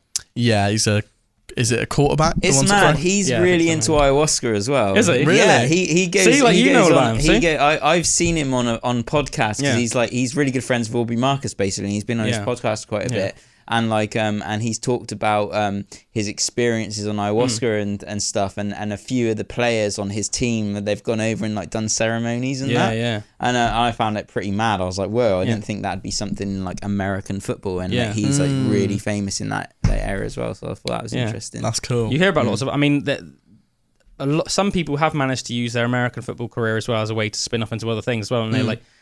Almost like the football equivalent of Brock Lesnar, like Bill Goldberg, who's another considered one of the most beastly wrestlers of all time. He was a pro NFL player. Really? Did you not know that? No. You didn't know that? I didn't really know where I didn't even have an idea of where I thought he came from, to be honest. Yeah. Just some big guy who comes and spears people. So Bill Goldberg, he was a really big American football player. I think he played as a linebacker. Which is, I think, layman's terms, Americans don't kill me if I'm wrong. I think it was his job essentially to tackle people, hence why he spears so much in WWE and he did in WCW. But yeah, he played for the Atlanta Falcons, and he also played for the Georgia Bulldogs. So Atlanta obviously is a city in Georgia, but then he also played for the state. So he played for the city of Atlanta Falcons, but he also played for Georgia, and they're called Georgia Bulldogs. I know that, and they just I know that like Georgia fans I think they just call them the Dogs. And I know the Dogs. I know the color of the jerseys. It's like a red. It's almost like Manchester United. Right. It's like a red jersey with white numbers. Right. Yeah. Like I picture it in my head, and they're like little what do you call it? Like emblem is like a bulldog. Georgia Bulldogs, and then Atlanta Falcons was like black, I think, with like a white. Was like with like a white letter in, you know. So yeah, so Bill Goldberg did that, and then I can't remember if he got like injured or something like that, and he was let off the team, and he was got like a bit depressed because a bit like what we were saying, he was almost considered a bit of a disposable hero. And then he said that he went through a stage where he was literally just almost like sleeping on the couch and just eating, like all he was eating was like bacon sandwiches. So he got a little bit out of shape in that, and he started like thinking like, man, I need to pull myself out of this. He started going to the gym all the time, and the gym he was going to was where the wrestler Sting used to work out. And I can't remember, there were some other wrestlers as well as Sting, and they were looking at Bill Goldberg across the gym, and apparently he was like a very intense trainer, so he'd stick his headphones in, and they just said they heard this guy going and they just looked in the corner, and he was like just with this stringer of vest, just like doing lat raises, and they just saw the muscles of him, and they were like, dude, we should recruit him as a wrestler. And like, look at him, he screams wrestler, he's got the intensity, he's got the charisma, like just looking at him like he could just be this destroyer. And eventually they talked to him about it, and at first he wasn't that keen, and then they basically managed to convince him, and they were like, just come down to, I think, what was it they called it at the time? They had a name for almost like their recruitment centre. And they used to have a sub thing called OVW. That's in WWE. Right. This was when Sting and everyone was in WCW, because Goldberg came in WCW. I think they called it the power plant. That's it, they called it the power plant. They convinced Goldberg to come down to the power plant, and they basically, because he was like an elite athlete, very much like with Brock Lesnar, he just picked up super quickly. If like a normal person just went into the power plant or went into OVW, something like that, it would take you obviously a long time to pick up the skills. But these guys were already elite athletes. They were already like super fast. That's the thing with like, say, being an amateur wrestler like Brock Lesnar was, or an American football player. You have to be a jack of all trades athlete. You can't just be like really strong like a powerlifter. You can't just have good endurance like a marathon runner. You can't just be super fast like a sprinter. You have to sort of have everything. Obviously not quite to the same level, but you become this mental jack of all trades athlete where you have to be super quick, you have to be super strong and everything like that. And those guys, that's like brilliant for pro wrestling, because these guys just like run around the ring like a freaking million miles an hour, but just like, and then like picking people over their heads and slamming them, and you're just like, whoa, this is so entertaining, which is basically what pro wrestling is, isn't it? It's just entertaining you through a mixture of storylines and then just like entertaining matches. So yeah, they just picked it up super quickly, and then they literally went and put him into this whole big run in WCW, where he went on the undefeated streak, and I think he got something like 131 wins without any losses or something, and then beat Hulk Hogan for the title in WCW. And then eventually, obviously, when WCW ended, went over to WWE. Yeah, I do find it like crazy how some people are just like destined to be amazing at whatever they're doing. Like, for example, I was thinking of Jude Bellingham. He's a footballer who he used to play for Birmingham, and he got a move to Borussia Dortmund, which is a German club, when he was 16. So he left at 16. Even though he left when he was 16, Birmingham retired his number after he left, because they were like, we know he's going to be like the one. And now fast forward a couple of years, he's like one of the star players. Just got signed for like over 100 mil for Real Madrid. Now he's like one of England's star players, like will win so much stuff. He's like become one of the huge characters of football, and he's younger than me. That's crazy. It's mental. It's mental. He was just like destined to be this elite athlete. I think that the money that's thrown around in football is freaking insane. Like, it just boggles my mind. You hear that like 100 million. I'm like, what? And that's not even like wages. That's just like the outright fee. Like the amount Mbappe got like offered $1 billion for a year by a Saudi Arabian club. How crazy is that? His contract would have been for $1 billion. Do you know what I think is crazy about that? As I remember reading that, I think even the year that England won the World Cup in 2003, I think Johnny Wilkinson only earned 100 grand as a rugby player. And he was the biggest rugby player in the world at the time, arguably. There were, I reckon, I would say you could pretty safe bet. Definitely. I don't reckon there was many rugby players in the world bigger than him at the time. No. It's a humble game. It's a humble game for tough men. But like, I'm sure he made more than that from like sponsorships and that, because I'm sure like Nike and Lucasade and other people sponsored him. So I'm sure he made. It's like base salary. Yeah, but it's purely as a rugby player. I think he won a World Cup. He won a World Cup for our country. Like, when was the last time freaking a footballer won? England won the World Cup. You know, Literally won, and it wasn't just his team. It was like he was basically responsible. He did like a drop goal, didn't he, in overtime? Yeah. And then it was like one of those like moments. I remember watching it with my dad and my Uncle John at the time, and it was like, you know, we were all so happy. We were like running around the room and knocking back beers together and stuff like that. And it was a good day, man. You know, it was a good day. It was so cool. And I remember watching it, and you're like on the edge of your seat. Yeah, mad to think of the discrepancy. Because in the UK, say you think, what are the biggest sports? You think like football, definitely number one. But obviously rugby and cricket are still massive. Yeah. They're both massive sports as well. But still, the difference between the football salaries and the rugby salaries and the cricket salaries is mad. Is it because of the amount of a crowd it attracts? Like, is it more? Because rugby is really really popular still, isn't it? I think rugby gets a lot of people, like they still sell out their stadiums and stuff for the games. But thinking football, like every single, like for example, me at the moment, I've got back into football loads this year, and like me and all my friends every single weekend will just watch the football game. Like no matter where we are, we will go to a pub, you'll watch it at home. Yeah. There will be millions of people that do it every single week. I think crazy. As well, like even though rugby is a big sport all around the world, football's even bigger around the world. Yeah, you know, like rugby's really big in like France, New Zealand, Australia, South Africa. Even nowadays in like Fiji, Tonga, Samoa, the Yanks are getting a bit more into it. You know, there's a lot. Japan are getting quite into rugby. So there are, you know, Argentina very into the rugby. Obviously Scotland, Wales, Ireland, all the British nations. So there are a lot of countries into it. But still, if you compare that to football, like Portugal, Spain, Brazil, and the thing is, you Argentina, could be dropped in the middle of the middle of rural Argentina. Yeah. Every single kid there is going to have a Messi top. Or you could go to Brazil, every kid would have a Neymar top. Or they say, don't they? Like you can go to the most remote village in Africa, and there'll be a kid with a Manchester United top on. Yeah, exactly. My dad said that when he went to what was it, Bangkok. He said he went to Bangkok and all the Thai people there were almost just excited about the fact that he was British. But not because he was British, but they were excited to talk to him about football. Yeah. Like he said that everybody there would be like, Manchester United, Manchester United. I always feel really embarrassed that, like, whenever I speak to like people in different countries, and they're always like, "Oh yeah, what team you support, man? What team you support?" And I'm like, "Not really, any." I'm the same. I'm the same. But everyone always asks you. It's always like a topic of conversation. And he said that every single bar you'd go in Bangkok, there'd either be mainly football on, and like the Premiership League. It was all British football. That's considered the creme de la creme. Yeah. Even though we're like nowhere near the best country in terms of our national team. Which, you know what, we are up there now. Are we pretty good? We are up there now. We're very good at the moment. Yeah, man. Well, you know a lot better than me. But he said, it would either be football or wrestling. Yeah. Which is funny because what we were just talking about. But pro wrestling, football, and he said it was like surreal. He said that he'd be in this like... I'd go to the wrestling bars. Yeah, me too. He said he'd be like at the very top of almost like this like skyscraper in Bangkok.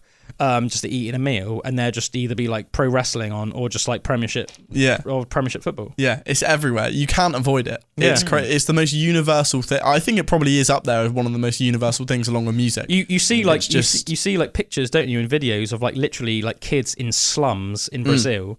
And they can't even afford a real football, so they've basically just got loads of plastic bags, tied a load of string around it, and they're kicking that around. Yeah, and it's like all they live for. There was this kid that was like famous because he had like a plastic bag, and they'd clearly found a pen in some slums in Africa, I believe. And he'd just written Messi 10 on it, and this kid got like photographed and taken to Messi. Whoa. And like met Messi and everything, got given a kit. And some little like African in the slum. I suppose that was like meeting God. Yeah, or like, do you know what I mean? Like the close equivalent to in like Argentina, they would see him as that. Like when Argentina won the World Cup recently, it's like the scenes of that with them all filled in Buenos Aires. Yeah, it's just I gotta see that because I've not seen any of it. I feel so really detached from it. But it's like me too, man. To be honest, because I say I'm not like a massive football fan, to be honest. Like I've never been able to get on board with it. Like I never liked playing it in school. I used to find it frustrating playing football. I just always loved rugby and gravitated towards rugby, and it's you know, it's apples and oranges, isn't it? But I do respect obviously how much of a worldwide phenomenon football is. You know, like people go freaking nuts for it. I'm sure there are men out there that love football more than their wives. I'm sure. Yeah, 100%. I've definitely met people that love it more than that. Yeah. I was saying this to my friends as well the other day. I think part of the beauty of football is, for example, for me, I'm not good at football. Like I can play football to a certain level. That surprises me. I'm not good. I thought you were like real good. No. I know that you said that you're very good at cricket. I'm alright at cricket. I can play cricket, but football, I'm definitely like compared to my friends. It's more like you just like they're a lot better. Yeah, I'll play it, but I'm not like in any way good really. That's a bit like what I'm like with guitaring. Yeah. I'm alright. Yeah. But I'm not like, you know what I mean? I wouldn't like necessarily say I'm good at it. I'd say I'm all right at it. Yeah. But it's funny because I've spent my entire childhood, like every single day after school, it would be, oh, let's go to the field, and you bring a ball, and I think that is it's an interesting thing with the next generation of kids. Now that there is so much technology, is there still going to be that same level of, like, every single day without fail we would be going and kicking a ball around, or we'd be going throwing a ball, like, and it wouldn't matter if it was raining, it wouldn't matter if it was sunny, but it was just being active every single day. And I think that's why we were all so social together. But I think you'll find a lot now with kids growing up with technology, they're not going to be going out and kicking a ball around every single day. If it happens, or yeah, well, it's a bit like what we've talked a little bit about, like VR and stuff, haven't we, in the past, like virtual reality and things, and about how like people could eventually just live their whole entire lives like in VR. But you can almost like see it's almost a bit like you could almost have a contented life and never leave your room. Yeah, as long as you had like food in the fridge downstairs. Do you know what I mean? Don't get me wrong. So you're gonna have to make sure that you or at least somebody goes and gets that. But otherwise, with the quality of video games nowadays, with the quality of like movies and television programs at your disposal, like just everything, you could make a setup in your room that theoretically was so good, you could just stay in there forever. Do you know what I mean? 100%. Like if it's not, if you know, and maybe if you never experienced the thrill and how much, you know, good feelings you get from, say, being in nature or working out, things like that, so you never really knew what you were missing, you could literally just spend your whole entire life doing it. You know? Have you seen the new updates with the new Apple event that came out? No. Part of the thing with the new iPhone is that with recording now, it's got like spatial awareness. Right. And the reason they're doing that is so that you can take videos or like panoramics, and then once they've got these like VR Apple headsets that we've spoken about before, once you've got them, it will almost be like you can put it there and you could like walk around somewhere that you've been. Right. So you could like take a video of like on the beach, and because your phone would have like spatial awareness with the like 3 different cameras, the zooms, you could like look in and sort of bounce around. It would know like what's there. It's crazy. It's almost like making a 3D world out of your own photos that you could then actually go and visit with these goggles. I was watching that thinking that's just another level of crazy. Yeah, Man, for those like family memories and stuff with the grandparents, and being able to like go up next to the grandparents. Yeah. Like, look, you know, actually pretty weird. It's like, mental. Dude, let alone that. I remember thinking it was mental when they started doing it, didn't they, with Assassin's Creed Origins, which is the one set in Egypt. When they started doing that like alongside the actual game, you could just do that like almost like back in time exploration. Yeah. Because they like really cleverly mapped out the whole entire, the map of Assassin's Creed Origins, to as historically accurate as possible, exactly what it would have been like 2,000 years ago. With like proper historians and everything. Yeah, and they proper like did like LiDAR scans actually of modern day Egypt, and then put that into the computer, but then built it up so that everything would be in the game like it would have been 2,000 years ago. So very, very cleverly done. And then you can literally just go on this like exploration mode where you're basically just going on a tour of ancient Egypt. Like even that, I thought that was mental. Yeah. That's just like a feature on a game. Yeah, I remember seeing a video of some like history teacher. And like, the way they were teaching their kids is that he was using it. Mate, and like so showing them a tour of ancient Egypt. I thought that was really cool. Touring just like the Sphinx and the Great Pyramids, like back in those days when they knew it had like a gold top, and obviously nothing was anywhere near as crumbled. And yeah, so cool. And they did the same with what was the game after, the one that was set in Greece? They did the same thing with that, didn't Odyssey. They? Odyssey, that's it. Yeah, super cool though, man. I want to play those games, man. They sound really cool. Yeah, they're amazing games, dude. Very good games. I'm so glad the new one's coming out on iPhone. That was the other thing. Which when I was watching this Apple event yesterday, they said the phones are so powerful now that with the iPhone 15, they're going to release the new Assassin's Creed on iPhone. That's nuts, dude. I thought that was pretty crazy. When's that out then? That iPhone 15? I think it's out on the 22nd. So 8 days from now when we're recording this. But yeah, crazy stuff, man. Crazy stuff. Yeah, that's really cool. Yeah, that's really cool, dude. I need to get me some of those goggles. I know that apparently there's a really cool Lord of the Rings game coming out, which I actually saw a trailer for yesterday, which I thought was quite cool. Cool. I can't wait. To Moria. I can't wait until there's some kind of VR thing that you can do, and you can have like a fake sword, but that actually feels like it's hitting another thing. Yeah. You know like what I mean? haptic feedback. And actually have some like proper like battles in games, like where you're not just first person where you're just thinking, but you're the actual warrior, and you can do some like stuff like that, because that would be really cool to be able to like, I reckon there's a lot of like pent up like warrior in us that have that for thousands of years, that in this normal society it's just not like that unless you like become like an insane martial artist that's just doing that and like fighting all the time and stuff like that. But like to do something like things like that, that'd be really fun. Like, imagine it gets to the point where you can recreate like sport and stuff like that, being a warrior in these VR. I think there would be so many people, because obviously we were speaking earlier about how people are just natural athletes for certain things. I wonder if with that technology there would be more people emerge that try stuff they would have never tried before. Yeah, exactly. And you would have never tried it before, but like because you managed to do it in VR, you realise you're just really good at it. It reminds me, obviously, I think we said about it before, but it reminds me of the holodecks on Star Trek, because I grew up in a very much like Trekkie household, and I like Star Trek myself nowadays. So they have these things on the ships called holodecks, and basically it's like they're either pre sort of made simulations, or you can make your own simulation, and it could be anything you want, and then. But you can do this thing that's called like you can have the safeties on, or you can take the safeties off. And if you take the safeties off, you can even die. So you can get injured. But if you have the safeties on, you can't get injured in any way. Yeah. But there's like episodes where like they for some reason get trapped in the holodeck with the safety off and stuff like that. I mean, and they're really good episodes. There's this like episode. I think it's like a couple of episodes. It's like almost like a mini series within the series in The Next Generation, which is the one with Captain Picard and Riker and Data and all that lot. And they get trapped inside a Wild West simulation with the safety off.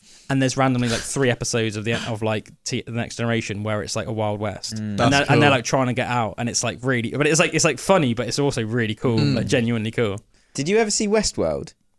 No, but I remember you telling me about it. I remember you telling me about it, because that was quite similar sort of theme. Like where they're all kind of like these like humans, but they're actually robots, but they don't know that they're robots and stuff, and their memories get wiped every time that they go through one of these simulation kind of game things. Because just like basically like really rich people can go in and take part in the storyline of Westworld. You know? Because that's like, isn't that supposed to be like cowboys? Yeah, so they're all cowboys, but they die in like horrendous ways like all the time. Crazy, isn't it? Because it's basically rich people that can come in and just get their kicks out like killing people and stuff. Yeah, like but they're actually like real people, like you know, in their heads they are there, but really they're not. They're so machines, are they like rioting? Do they end up rioting or something like that? They end up like having glimpses of memories of like their previous life. Like well, because obviously when they get killed, they get like they go in and it's proper weird. It's like so they're having like PTSD flashbacks. Yeah, of like that's crazy. And then they want to like realize that they want to escape there and actually be like a real person and all this kind of stuff. It's like a Black Mirror episode. Yeah, it's really cool though. I love that, and I think there was going to be more Westworld.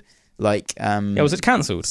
Was it? I said was it? I don't know. I've only seen that one with the cowboys, but I thought there was either going to be a second one with the cowboys, or there was going to be another one in like a different theme of like rather than cowboys. Because I swear it was like quite a big thing when it came out huge. About 5 years ago. Cool. And then suddenly you just didn't hear anything of it anymore. No. And there's just never been anything about it since. But I hate one of those ones like when I got to the end of the series and I was like, really wanted more. Oh, I need another episode. I hate it when that happens, dude. I hate it how like common it is just to like cancel good programs. Like that Archive 81. Do you remember that? I got you guys into invested in that. I freaking loved that. Yeah. And then it's like just a couple months after it finished, it was like there will be no season 2. I was like, oh man. And there's this they just left it where like the black dude was now in like the other world, and then like that's right, isn't it? The black dude was in the other place, and then like the Spaniole Chiquita had managed to make it into like the real world, something like that, wasn't it? Yeah, And you're like, Matt, you can't leave it like that. But it's just left like that now forever. Yeah, it's like, sound, cheers. It is really annoying. Yeah, it was the one with the guy out of Vikings, Floki from Vikings, like that actor. Yeah, he played Merlin. Yeah, what was that called? That one. Yeah, I can't remember what the series is called. Not Entangled or Strange or something like. It was Entanglement. No, something like it was. Yeah, I know. It was one word, wasn't it? I think it was like it wasn't it supposed to be like Morgan Le Fay was in it, and like the Green Knight and Merlin, and it was all set around Arthur. Yeah, it was all set about that, and there was like this super powerful young lass who can like harness this magic, and she got some mental sword, something like that. Yeah, I really enjoyed it. What the hell was that called? Yeah, but that just got cancelled as well. And yeah, I was that got cancelled. And because Merlin didn't have powers for the whole series, and then the last one is like. Yeah, that like connects to all like they just left it like that. I have to say, I don't think that show was as good as some of the ones you've mentioned. It wasn't. No. But it was good. Yeah, but it just wasn't as good as Archive 81. There should just be more like fantasy stuff out like that. Yeah. Like that, you know, it was. Was it called No. Was it called Cursed? Cursed, yes. Yeah. Cursed. Yeah, that's it. Cursed. Yeah. Just to leave on like a cool mental note, because we've only got a couple minutes remaining in today's episode. Have you guys ever heard of the Tulley Monster? I have not. No? Tulley Monster. The Tulley Monster is considered one of, if not the strangest creature that's ever lived on planet Earth. So much that paleontologists, archaeologists, biologists have been arguing about even what it is ever since it was discovered. So most things, obviously, you'll discover a new creature, and through process of elimination, you will be able to put it into like mammalia, reptile, amphibian, fish. Sometimes it's very obvious. Sometimes it takes a little bit more work. Obviously there's more than that as well. There's like invertebrates, like bugs, things like that. The Tulley Monster, nobody knows what it is. It doesn't seem to fit into any classification, which makes it an absolute enigma. Because not only does it make it an enigma, and it's like, well, why is this thing different from everything else? But it makes it impossible to know what it evolved from, and possibly what it evolved into. Whoa. But for those of you listening on the radio, look up Tulley Monster. For those of you that are on Spotify or YouTube, I will show you. It's cool that this is an actual thing that they found as well. It looks mental. It looks like something from like Star Wars or something. So this is what it would have looked like. It had these almost like weird eyes here that came out, and then it had this like strange body with then like almost like an arm that then has like a beak on the end. And this thing is called the Tulley Monster. And they reckon this is what its insides would have looked like. What, those are eyes? Those little like things extending off? So they are supposed to, what people think they're eyes. It's almost like antenna with eyes on the end. And then it's just got one weird appendage with like a beak. No like flippers like fish or anything like that. Some people argue it's a type of insect. Some people argue it's a type of fish. But there's no proof of either.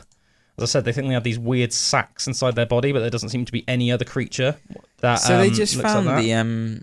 the remains of it then. Yeah, they think this is a funny little reconstruction. Human figure not included. Yeah, so they found remains of them, but they can't classify it as anything. How big? And look, it says. So, for example, I just clicked on this. This is from an article from the Conversation. Sorry.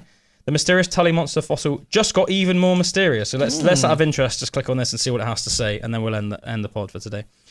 Every now and again, scientists discover fossils that are so bizarre they defy classification. Their body plans unlike any other living animals or plants. Tulley monstrum, also known as the Tulley Monster, is a 300 million year old fossil discovered in the Mason Creek fossil beds in Illinois, US. At first glance, Tulley looks superficially slug-like. But where you would expect its mouth to be, the creature has a long, thin appendage ending in what looks like a pair of grasping claws. Then there are the eyes, which protrude outward from its body on stalks.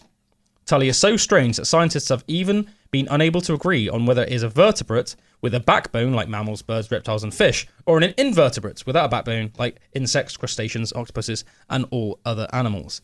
In 2016, a group of scientists claimed to have solved the mystery of Tulley, providing the strongest evidence yet that it was a vertebrate. But my colleagues and I have conducted a new study that calls this conclusion into question, meaning this monster is as mysterious as ever. The Tulley Monster was originally discovered in the 1950s by a fossil collector named Francis Tulley.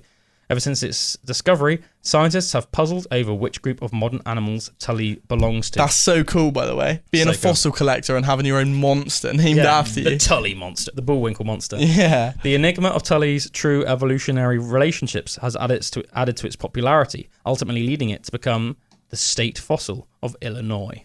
But yeah, crazy, isn't it? That is mad.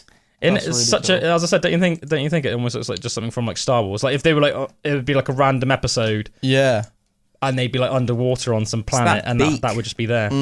It's the eyes as well. I think it's mental. Yeah, it reminds me of that monster in Pan's Labyrinth with like the eyes on its hands. Yeah, I know what you mean. Yeah, that horrible thing. Yeah, but isn't that nuts? The Tulley Monster. So yeah, shout out Tulley Monster. Crazy. Does anybody know what the Tulley Monster is? If you think you know what it is. Let us know. Let us know, ladies and gentlemen. How big do they reckon it is, do you know? I think it was like a fair size. Off the top of my head, I want to say at least as big as a human. Whoa. Maybe bigger. But let me see cool. if I can really quickly find out before we end today's episode. Obviously Wikipedia isn't the most reliable source. 35 centimeters. Oh, okay, so not very big then actually. Right. I take it back. 14 inches. So yeah, quite small actually. But fascinating nonetheless. Funny little critter. Funny little critters. Yeah. Oh, actually, just on another pretty quick note before we finish, have either of you two been watching Ahsoka? What's that? I haven't, no. What Have you not? I need to. New Star Wars show out on Disney. Our new Star Wars show. Really freaking good. It made me think it because I said it looked like it would be something off Star Wars. Yeah. Mate, I'm loving it. I haven't watched that other one that's a bit more serious. What you were telling me about? Is that Andor? Andor. Yeah, I want to watch that as well. Yeah, watch that. Yeah, watch Andor and Ahsoka. Really good shows. But anyway, we'll finish on that note. Ladies and gentlemen, thanks for chilling with us today. We hope you're having a great week out there, whatever you're doing, and we shall see you next time, once again, on Pandora's Box. Goodbye. Goodbye. Ta-da!